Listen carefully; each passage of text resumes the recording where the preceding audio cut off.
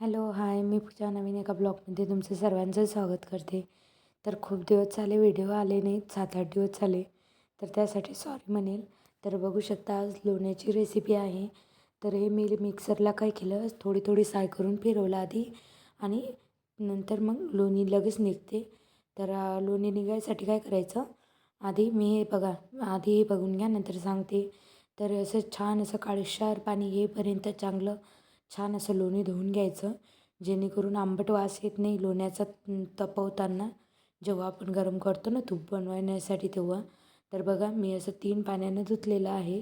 तर छान असं काळेशार पाणी जोपर्यंत निघत नाही, जसं आपलं रेग्युलर पाणी असते तोपर्यंत छान असं लोणी धुवून घ्यायचं. तर 3 पाण्यानं धुतल्यानं छान होऊन जाते. 3 वेळेस धुवायचं आणि चौथ्या वेळेस गॅसवर ठेवून द्यायचं.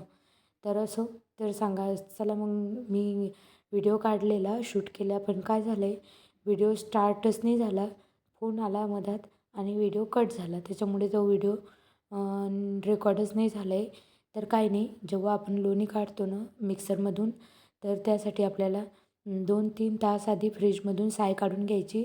आणि एवढं हे जे लोणी आहे ना, हे माझं 8-10 दिवसाची साय आहे जमा झालेली. मग बघा किती सारं लोणी निघालं आहे. तर 2-3 तास आधी लोणी काढून घ्यायचं, आपलं सॉरी साय काढून घ्यायची फ्रीजमधून. आणि साय आहे ना थोडी थोडी करून काढायची मिक्सरला, जास्त टाकायची नाही. 2 चम्मच इनफ बस होते. आणि थोडं आधी सायच फिरवायची 2 मिनटं आणि नंतर मग पाणी घालून थोडं थोडं फिरवायचं, लगेच लोणी वरती येते. तर बघा मी लोणी तापवायला ठेवलं, साईडनं मेल्ट होत आहे.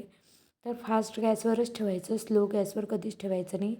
आणि जेव्हा तुम्ही लोणी तपवता ना, तर त्याच्यात तुम्ही तुळशीपत्र टाकले तरी चालते. 2 तुळशीचे पानं किंवा वेलची किंवा लवंग टाकलं ना, खूप छान असा सुगंध येतो लोण्याला.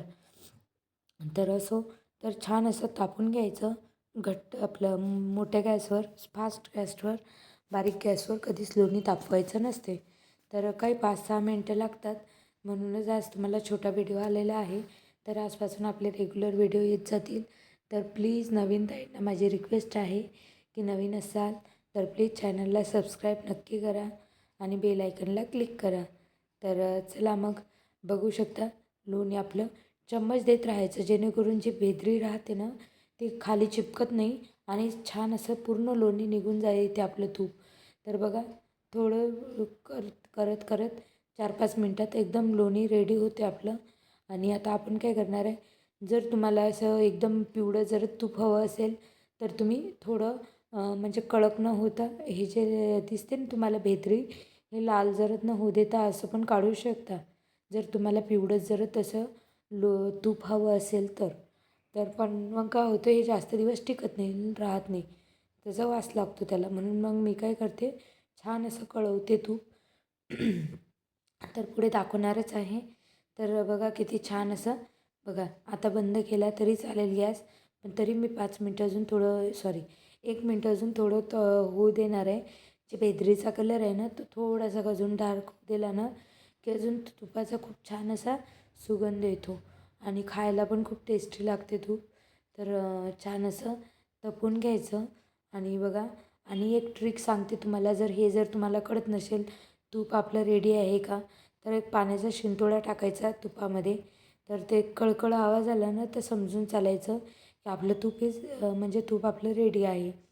नशीन आवाज आला ना तर समजायचं तुपाला अजून तावू द्यायचं आहे, आपल्याला गरम होऊ द्यायचं आहे. तर असो, तर ही झाली इझी ट्रिक. तर बघू शकता किती छान असे तूप आपलं रेडी झालेलं आहे. आता मी गॅस बंद केलेला आहे, बघू शकता. आणि 2 मिनटं अजून त्याच्या कढईतच ठेवणार आहे. आणि थोड्या वेळानं थोडंसं नॉर्मल मीडियम झालं ना, थंड की चाळून घेणार आहे. तर खूप छान असं घरगुती तूप रेडी झालेलं आहे बघा.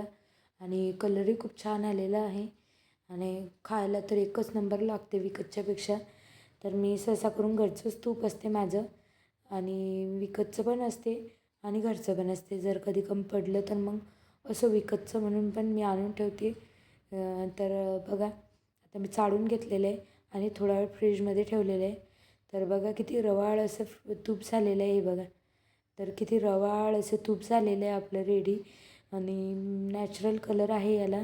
तर विकतच्याला थोडा पिवळा असतो, तर आपला नॅचरल कलर आहे. कारण हे म्हशीचं दूध आहे म्हणून. तर चला मग बाय.